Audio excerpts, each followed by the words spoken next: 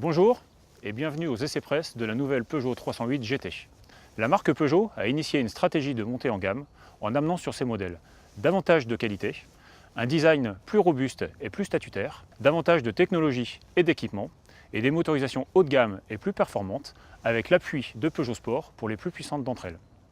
La Peugeot 308 incarne bien cette montée en gamme avec près de 210 000 commandes et surtout un mix riche puisque près de 50% des ventes sont réalisées sur les niveaux de finition supérieurs. La nouvelle Peugeot 308 GT s'intègre parfaitement dans cette stratégie avec en particulier des motorisations performantes et exclusives, une qualité de référence sur le segment C et un design exclusif tant à l'extérieur qu'à l'intérieur qui permet de signer la voiture et de l'amener dans un univers haut de gamme et dynamique.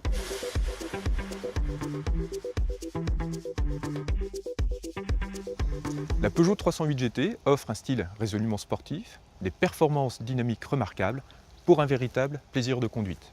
Son style est résolument sportif car elle adopte les codes de la sportivité. Une voiture basse, posée au sol sur des roues de grande taille, 18 pouces et une double canule d'échappement à l'arrière. À l'avant, le lion est inscrit dans la calandre et les clignotants sont à défilement grâce à un affichage par LED. L'habitacle offre le même typage avec des couleurs à dominante noire jusqu'au pavillon, tandis que des surpiqûres rouges parcourent l'ensemble des pièces, la planche de bord, le cuir des sièges, le soufflet du levier de vitesse, etc. Les performances dynamiques sont remarquables grâce à l'emploi de la plateforme EMP2 et à des moteurs Euro 6 exclusifs. En essence, le moteur 1,6 litre THP 205 SES est couplé à la boîte mécanique à 6 rapports. Cette version ne consomme que 5,6 litres au 100 km, c'est-à-dire 130 g de CO2 par km. Pourtant, les accélérations sont remarquables, passant de 0 à 100 km/h en 7 secondes 5. En diesel, le moteur Blue HDI 180 est couplé à la boîte automatique de dernière génération, la boîte EAT6.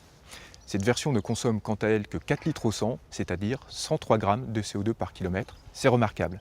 Et les reprises sont remarquables également, passant de 80 à 120 km/h en seulement 5 secondes 4. Bien évidemment, les réglages du châssis ont été revus, notamment le système de freinage avec des disques à l'avant d'un diamètre de 330 mm. La Peugeot 308 GT offre un véritable plaisir de conduite, notamment grâce au Peugeot iCockpit fait de ce volant compact, ce combiné tête haute et ce grand écran tactile. De plus, elle reçoit 2 séries le Driver Sport Pack qui va offrir un nouveau typage à la voiture.